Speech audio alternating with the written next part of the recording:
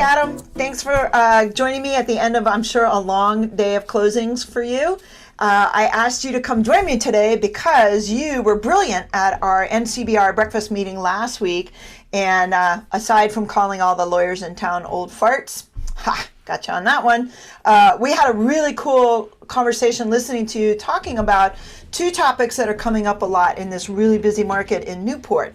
The topic I wanted to talk to you about today is probably more relevant to agents than I think our clients, but it's that topic of the idea that a lot of people are coming in because there's a lot of cash right now, and we're writing these Rhode Island purchase and sales agreements saying that it's a cash deal, but then it's really a finance deal.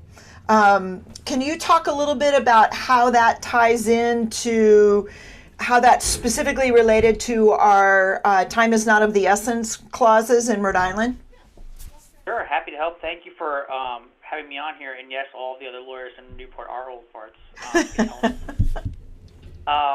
But so in Rhode Island, when you start doing deals outside of your area, Rhode Island, we've got Mass and Connecticut so close by, you start realizing that what you're used to doing, whether that's the way we do our purchase and sales agreements or our closing customs, they're great, but they're not the way everybody does them. And so stepping outside of your comfort zone and learning other processes or other, forms and stuff like that can really shed light on what you're doing and kind of reveal latent issues that you might not be aware of. And one of the main ones that I see these days is stuff with cash deals, and in that, in concert with the fact in Rhode Island that we don't use the phrase time is of the essence by default in our RIR forms, and that we Rhode Island Association of Realtor standard forms, with the exception of, generally speaking, the inspection contingency. And so when I talk to people about it, I always say, no one's paying for houses in Beanie Babies. No one's paying in Bitcoin, at least yet. Everyone's paying in cash. And as what very frequently happens is, just to recap with everybody, the lack of the phrase time is of the essence means that a date has wiggle room and that a party is given a reasonable period of time to comply, and in this case, that's close. And so very frequently what I see happen is multiple offers come in. Some of them are similar. And a broker will advise the seller, hey, take this deal. It's a cash deal. And so, which is fine. And then we ultimately get to the closing, and it's delayed because the buyer's realtor isn't ready to go or something like that. And the seller is very upset, and they will usually turn to the broker and say, well, you told me this was a cash deal. How are they getting a loan now? And that brings up two big things. One, the fact that every deal is cash, right? U.S. currency is the way everything is paid for. And number two is that, so we shouldn't be explaining the deal as being cash or not cash. It should be explained as either a deal that is or is not contingent upon financing. The second thing is explaining to your clients time is of the essence and the lack of that phrase and what it means in Rhode Island. So the first thing is with the financing, if you look at the Connecticut Purchase and Sales Agreement, and I would like it if Rhode Island might steal a page from their playbook, it lists three options. One, cash deal, not contingent upon financing, no financing, something along the lines of that. I actually have the actual purchase and sales agreement right here. I keep it next to my desk because I teach a lot of Zoom classes, and so I always like to show it to people. Oh, that's not the right one. Here we go. Right here, you can see at the very top, if I can point it out right here, you can see the three lines. It might be a little bit blurry, but the three boxes. And so people can check, is this a deal with no financing, a deal with financing but it's not contingent upon it, or a deal that is contingent upon financing, which would be our usual Rhode Island deal, okay? So that's what at least one of the Rhode Island, the Connecticut Board of Realtors uses. And that, I think, helps set the expectation. Because in Rhode Island, people come to us and they say, oh, it's a cash deal. Then they end up delaying the closing. And without that time is of the essence phrase, which is standard in Mass and Connecticut, if the buyer has to delay the closing slightly, the seller has no recourse. The Rhode Island Supreme Court has decided this repeatedly. And this becomes a major issue if our seller has a subsequent closing in another state that is times of the essence. So let's say they're selling in Rhode Island on February 1st and they're buying in Mass on February 2nd, or Florida, or New York, or Connecticut. They're all times of the essence states. Those two deadlines are very, very important to them. And if the Rhode Island one gets pushed, they could be in breach of their other contract. So number one, we need to explain to clients that there are no non-cash deals. Every deal is cash. Is it contingent or not contingent upon financing? Number two, that those closing dates have wiggle room, and if we have a very firm date, need on our seller side. Either they're buying a second property somewhere else, a subsequent home, or any other reason that they need that to be a firm date, we need to consider using time is of the essence. I know people in Rhode Island freak out when we use it because we're not used to it, but Connecticut and Mass operate just fine with that as their standard protocol. So I think it's something that we need to kind of familiarize ourselves with and get comfortable with. And as a realtor, being the front lines of communication with the client and often the person that sets that expectation and is reviewing those offers, it's incumbent upon the realtors to be conversant and up to date on what these clauses mean and to explain them properly. So how are you recommending to realtors that they insert the correct time is of the essence language? Are we doing it in some of the miscellaneous clause sections, or do you do it? I'm picturing our purchase and sales, and there's really no language in the closing date sections, so it must be a clause. Yeah, so if you look at most commercial deals, the Mass standard, like the MAR purchase and sales agreement, Connecticut has much more variation. It's like regional, like East Hartford and stuff like that. But when you look at these other states or other jurisdictions that have times of the essence, it's different than the way we handle it when we do times of the essence in Rhode Island. So in Mass, Connecticut, there will just be one place in the contract. It will be somewhat random sometimes. That will just say time is of the essence as it applies to this entire agreement, or all dates, something along the lines of that. In Rhode Island, because it's not the default, when we do it, we usually put it specific to a clause. So in the standard RIAR PNS, you'll see in the inspection contingency, right there in the actual banner of that, I think it's section 16, right there in the actual banner of that section, it will say in there, time is of the essence as it applies to this section. Something along the lines of that. If we want to make the entire contract or the closing date or something along the lines, we should be putting that in the additional provisions. Yep. Or if there's an amendment or something like that to the contract, in Mass, you frequently see these riders, something like that. They would say either time is of the essence as it pertains to this specific closing date or to the contract as a whole. So financing contingency date, inspection contingency date. If it's a condo, those dates for disclosing the condo docs. All those dates are times of the essence. But the problem you're going to run into, Sandy, is that people are not used to seeing this. If you're dealing with somebody who's based out of, let's say, Tiverton or Warren or Barrington, and they're doing a lot of Mass deals, they're going to be used to this because they're going to be seeing it on all their Mass deals. Right. But if you're dealing with somebody who's strictly a Rhode Island agent, their head's going to explode. Particularly if you have a competitive offer situation, and you're coming into them with this situation, whichever side you're on, they're going to see this. They're going to be, wait a minute, what are you doing here? We butter our bread on this side. Yeah. Why are you telling me to butter? I mean, it's just there's no rhyme or reason to it. It's just custom. And so I think it's incumbent upon people like you and me to start spreading the word that the Rhode Island system is fine, the Mass system is fine. I think there's a time and a place for each one. And in Rhode Island, we should not be afraid to use the Mass system, the time is of the essence system, when it's appropriate. Yeah. So do you think, I think the biggest issue with it is being really aware of, particularly, say you got a New York buyer coming in, and I think that's the most common scenario. We'll have a buyer coming in from New York or New Jersey, which I think you said New York was a time is of the essence state, and it's up to us, if we're the buyer's agent or the seller's agent, to know that that specific date is really important. I think it's not a question we're asking right now. It's not one that I ever thought of until you brought it up at NCBR. For me, it was more the irritation of, wait a minute, I accepted a cash deal, and now you want to delay 2 weeks because you don't have the funds. You were supposed to have the funds, right? Because you're finding out they're doing an instant cash out refi, and they're waiting for an appraisal or something. Right, and what ultimately happens is the lawyer gets put in a very weird position. I mean, the realtor as well, but very frequently the lawyer, because we're usually the last people in that stream of commerce, realtor, loan officer, lawyer, something along the lines of that, right? And so I usually get put in these weird scenarios where if I represent the party that's not trying to delay, the party that wants the closing date on the date, and I have to tell them, particularly if they're coming from a time is of the essence state, by the way, the date is not meaningless, but there's a lot of wiggle room there. Yeah. They look at me like I'm an idiot, especially being a younger lawyer. If it's an older client, they look at me like, okay, this kid doesn't know what he's talking about. That's insane. How could a date not matter in a contract? Yeah.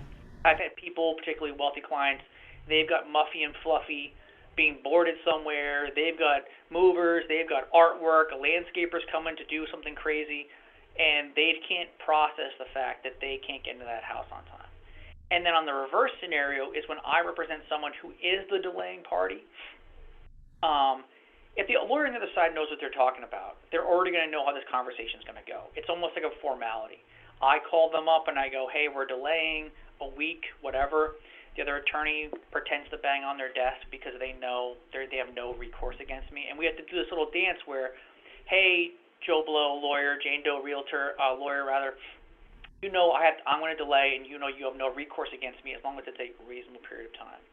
Which that's very subjective. I would say a month at tops, but it's kind of very fact specific. And so, really setting the expectation early and having that due diligence conversation with your client is: do you have flexibility on your closing date? Because that's the way it works in Rhode Island. If you don't, then this is what we have to have in the agreement. And so your advice is. So that's, I think, really good advice to agents, that when you're going over the purchase and sales agreement, because, right, you agent, you're sitting there going over the purchase and sales agreement with your client. You're not just sending it to them. You're going through it section by section. Then that should be a good trigger for you. It's like, hey, the closing date, please make a note. It does not have a time is of the essence clause. Is it an important date for you? And that just completely eliminates this whole problem if you've already had the conversation up front. You also want to talk about it with the other agent, right? Because what if you're representing someone who isn't time is of the essence, but the other agent is? Then you look like a total professional because you helped that other agent, from not get egg on their face. So you would do it that way as opposed to a clause after the fact. Oh, yes, definitely. Because, and listen, Cindy, you and I work in a profession where there's tons of realtors, there's tons of lawyers, right? So you and I want to separate, and whoever's listening to this hopefully wants to separate themselves from the pack and prove their value add. Hey, I am worth the commission or the legal fee that you are paying me. Yeah. And the way that you do that is by doing stuff like this, because most people don't do it. This is where you're going to prove that value add to your client and get that repeat business from that person, and also get referrals to their friends and family. They trust by covering their butt and seeing the issue before it even arises. So, like a similar example, I had a client who let somebody in early, a buyer occupancy agreement, let them in early. And I said, all right, if they don't close on time, right, because time is not of the essence, we should charge them a per diem penalty, $200-300 a day for this pre-closing occupancy in case their closing gets delayed, because guess what? They were a cash buyer. Okay? And the client, I knew him back in my younger days working in the Newport bar scene, and he called me the other day and just said, I just want to tell you, thank you so much. Because guess what? This woman's getting a loan, like you just said she probably would, and now I've got her on the hook though. She is this buyer is the one who's going scorched earth on her lender to get the deal done, not my seller, because she's getting charged $300 a day to be in this house. Yeah. My client, he wants the property to close, but at the same time, if the closing gets delayed 10 days and he nets $3,000 extra at closing, I mean, I come out looking like roses.